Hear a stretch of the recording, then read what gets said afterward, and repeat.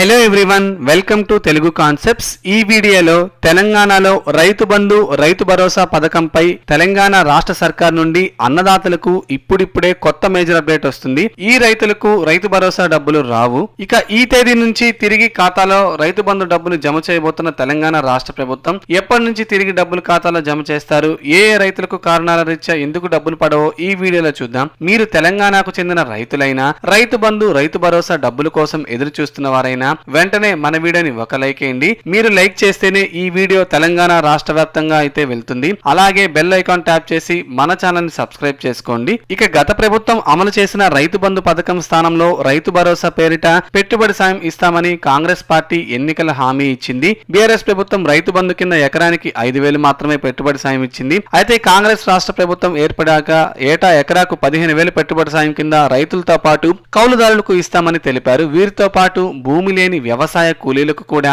ఏడాదికి 12,000 రూపాయల ఆర్థిక సాయం ఇస్తామన్నారు. దీంతో తెలంగాణ రాష్ట్రంలో కాంగ్రెస్ వైపు మొగ్గు చూపి ఓట్లు వేశారు. అయితే మనకి 6 గ్యారంటీల స్కీమ్లు అమల్లో భాగంగా రైతు భరోసా కూడా ఉంటుందనుకున్నారు. అయితే తాజాగా రైతు భరోసా కాకుండా రైతు బంధునే కాంగ్రెస్ రాష్ట్ర ప్రభుత్వం అమలు చేస్తుంది. కొత్త పథకం అమలు కోసం విధి విధానాలు రూపొందించడం ఇది చాలా సమయం పడుతుంది కనుక ఎకరాకు 5,000 చొప్పున పెట్టుబడి సాయం అందిస్తున్నారు. ఇక తొలుత ఎకరం భూమి ఉన్న రైతుల ఖాతాలో డబ్బులు జమ చేస్తున్నారు. మనకి రాష్ట్ర ఖజానాలో అయితే ఆర్థికంగా చాలా లోటుగా ఉంది. కేవలం 3,000 కోట్లు మాత్రమే ఉంది.